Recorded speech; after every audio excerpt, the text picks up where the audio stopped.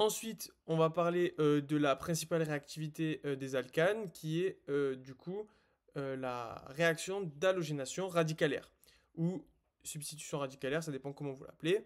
Donc ici, on va être dans des conditions radicalaires. Pourquoi? Parce qu'on va apporter de la lumière. Ici, le H nu qui fait référence à la lumière. On va mettre ensuite du coup du méthane, ici, donc CH4, et du dichlore. Dichlore, pourquoi? Parce qu'on a deux chlores, Cl2. Cl2, ensuite, on les fait réagir. On a ici l'hydrogène qui va être capté par l'HCl, donc on va avoir à la fin, par le chlore, pardon, l'hydrogène qui va être capté par le chlore, ça va donner un HCl, et on a le chlore ici qui va se greffer à cette molécule et qui va donner donc à la fin du chlorométhane, tout simplement. Alors voilà, il faut juste savoir que c'est une substitution radicalaire, n'allez pas dans les détails, vous pouvez les apprendre, mais je pense que c'est pas très pertinent au niveau du concours. Moi je vous apprends surtout, voilà, je vous explique surtout ce qui est à retenir de manière essentielle. Ici c'est des détails, des exemples, je vous laisse les, euh, les regarder, mais ici on va essayer de gagner du temps et de ne pas s'attarder sur des détails qui ne tombent rarement au concours. Voilà, il faut savoir juste que le fluor, le difluor était explosif, donc on ne le met pas. Le dichlore, du coup, c'est la lumière. Avec de la lumière, c'est le mieux en fait, donc c'est pour ça qu'on l'utilise. Le brome, le dibrome, des fois on l'utilise aussi, mais le diode, c'est très compliqué parce qu'il réagit beaucoup moins que les trois halogènes précédents. Ensuite, on va noter quelques mécanismes. Donc, quelles sont les étapes de la réaction? Donc, en fait, il faut juste savoir que cette réaction, elle est en trois phases. Voilà. Donc, après, là, on a aussi les déplacements d'électrons. Donc, en fait, voilà, les conditions radicalaires, ce sont des déplacements d'électrons que vous allez voir plus tard, en fait. Donc, quelles sont les étapes de la réaction? On a trois étapes. On a une phase d'initiation, une phase de propagation et une phase de terminaison ou d'arrêt. Voilà. Apprenez ça de manière très synthétique. On va retenir simplement le nom des phases et après regarder les réactions. Ça peut vous intéresser. Ici, le but, c'est pas de les expliquer. Pour moi, ça va être de plutôt vous les présenter. Donc ici, on va continuer. Alors, ici, par exemple, on va s'entraîner. On va essayer de trouver le nom de cette molécule. Donc, il est au-dessus, mais on va essayer de le trouver sans cette aide-là. Donc, ici, on a notre chaîne hydrocarbonée. Et on va essayer de déterminer la chaîne la plus longue. Donc on va le noter. 1 carbone, 2 carbones, 3 carbones, 4 carbones. Si on se réfère au tableau qu'on a vu initialement, c'est un butane. Tout simplement. Alors, ensuite, on va regarder comment on la nomme. On pourrait commencer par ici, mais en fait, on voit qu'il y en a un substituant ici, qui est un méthyle. Si on commence par ici, le substituant va être en 1, 2, 3e position. Et ici, on dit qu'on privilégie toujours le nombre le plus bas du substituant. Donc ici, on va commencer par ici, par exemple. Ou en haut, je peux commencer soit ici, soit ici. C'est la même chose. On va commencer par ce carbone. Donc 1, 2, 3, 4. On est toujours bon, on a notre butane. En deuxième position, on a un méthyle. Donc on va appeler ça le 2-méthylbutane. Et en fait, c'est grâce à ça qu'on va faire l'halogénation radicalaire. À apprendre de manière très précise ici parce que ça peut tomber, c'est des questions qui peuvent tomber. Donc voilà, le radical primaire, en fait, il faut voir ça de manière très simple, très basique. Il faut pas trop se casser la tête. Voilà, le radical primaire, c'est l'électron qui est porté par le premier carbone, secondaire deuxième, troisième carbone, et le quatrième, on revient au primaire. Donc, moi, ce que je vous dis, voilà, ça c'est mon moyen mémotechnique à moi, c'était que je l'apprenais donc 1, 2, 3, 4, et le 4 ça revient au 1, voilà.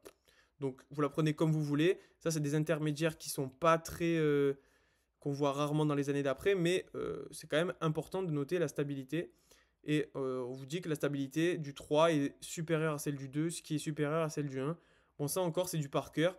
Moi, je passe, voilà, ça vous l'apprenez par cœur, il n'y a pas trop de compréhension. Voilà, on vous dit que la réaction est favorisée pour les plus stables, forcément. Toujours, on privilégie la stabilité et c'est quelque chose qui est très important. Donc là, c'est ce qu'on a vu pour les alcanes. Donc vous notez bien les alcanes. Voilà, normalement, on sait à peu près les nommer depuis tout à l'heure. Et du coup, on va passer maintenant aux alcènes. Alors, les alcènes, c'est différent des alcanes parce qu'ici, on se retrouve avec une double liaison. Donc là, je vous renvoie au cours précédent si vous me rappelez plus ce que c'est les doubles liaisons. Normalement, c'est quelque chose que vous êtes censé savoir. Mais le carbone a de nombreux électrons de valence, 4, et il peut faire plusieurs liaisons avec d'autres du coup atomes. Ici, on va avoir deux liaisons parce qu'ils vont partager un électron de valence. Donc ça s'appelle une double liaison, qui est sigma pi. Et ils sont donc insaturés parce qu'en fait, il n'y a pas de nombre d'atomes qui est égal à leur nombre d'électrons de valence. Ici, ils sont reliés, les deux carbones, et on voit qu'il y a ici un hydrogène, ici un hydrogène, et un autre carbone, ça fait 3. Donc on a une insaturation parce qu'il manque un atome pour qu'il soit totalement saturé.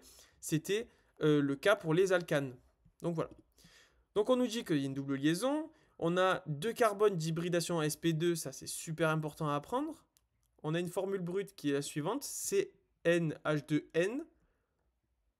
Donc ça c'est très important. Voilà, si vous voulez, normalement vous le voyez si c'est un alcane ou un alcène, mais si vous voulez être sûr, apprenez cette formule et là vous ne pourrez pas vous tromper. Normalement pour les alcanes, il y en a une autre qui est normalement différente.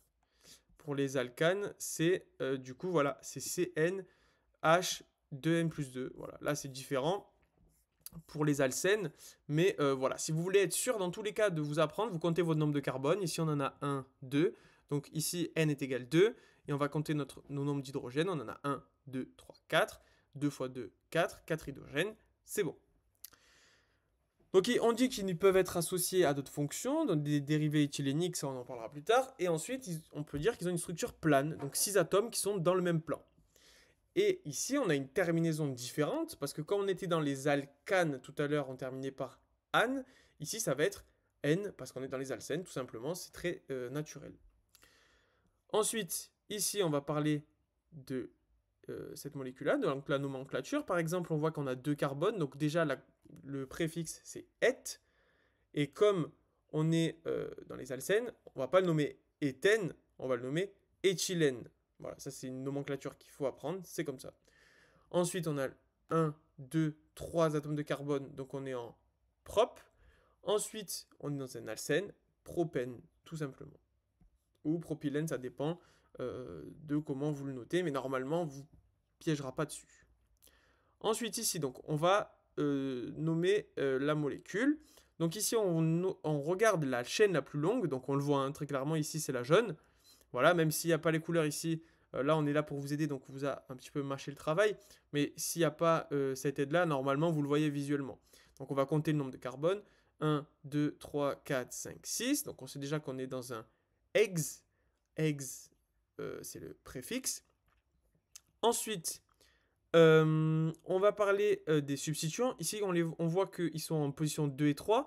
Si on commençait à débuter notre lecture par ici, ça aurait été des substituants beaucoup plus, avec un chiffre beaucoup plus élevé. Donc 1, 2, 3, on aurait eu 4 et 5 ici, donc c'était beaucoup plus élevé. On préfère 2 et 3, toujours le nombre le plus bas. Donc en 2, on a un méthyle, ok. Et en 3, on a un méthyle aussi. Donc on a 2 méthyles. Donc, on va le noter très naturellement. 2, 3, diméthyl hexène, hex2n. Et pourquoi on dit 2n? Parce que c'est la liaison, la double liaison est portée par le deuxième carbone. Donc si on résume, on a 2, 3, parce qu'on a en 2 et en 3 des méthyles. Ils sont au nombre de 2, donc diméthyl. Ensuite, on a nommé nos carbones, notre chaîne, on a hex, parce qu'on en a 6. Et ensuite, on regarde l'atome qui porte la double liaison, et c'est le deuxième carbone, donc c'est 2n. Voilà, tout simplement. Ensuite, on va parler de stéréoisomérie. Donc ça, normalement, vous l'avez vu dans les autres cours, mais la stéréoisomérie, c'est un petit peu l'organisation dans l'espace de ces molécules. On peut voir que si c'est dans le même côté, on appelle les molécules Z, donc on coupe la molécule en deux, et on voit que là, c'est du même côté. Donc on voit le H qui est du même côté, le CH3 et le CH3 qui sont du même côté. On va appeler ça une molécule Z, tout simplement. Ensuite, celle de droite, on voit qu'on est, hop, de l'autre côté, côté opposé. Donc on va l'appeler E, tout simplement. Et en fait, cette double liaison, elle rigidifie la molécule, donc il n'y a pas de rotation comme on a l'habitude avec les autres carbones. Voilà. Ensuite, ça, c'est l'explication de ce que je vous ai dit tout à l'heure. Et ensuite, il faut savoir que plus la double liaison elle est substituée, plus elle sera stable. Ça, c'est peut-être pas logique pour vous, mais normalement, c'est logique. Au plus on a, entre moi, c'est ça que je m'imagine dans ma tête, au plus on a de poids, au plus c'est stable. Un hydrogène, il va forcément être plus léger qu'un groupement méthyle ou qu'une chaîne alkyle. Donc, forcément, les R, ce sont des chaînes alkyles. Donc, au plus on a de chaînes, au plus c'est stable.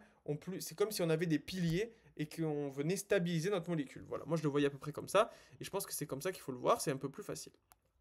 Il faut voir que les principales réactivités des alcènes, ce sont les réactions d'addition électrophile et d'oxydation. Voilà, retenez ça simplement et normalement, il n'y aurait pas de problème. Donc, je vais vous laisser pour cette première partie. Je pense que normalement, ça a duré assez de temps. On va parler en deuxième partie des différentes réactions qu'on aura. Donc, je vous laisse déjà bien vous imprégner cette première partie qui est assez technique avec la nomenclature. N'essayez pas de faire des exercices, etc. Nommez des molécules, voilà, faites des dessins, etc. Ou envoyez-moi et je vous corrigerai si jamais je trouve des erreurs ou si jamais je vous dis que c'est bien. Donc, merci d'avoir regardé. Bonne révision à vous. Et si vous avez quelques questions, n'hésitez pas à venir me voir.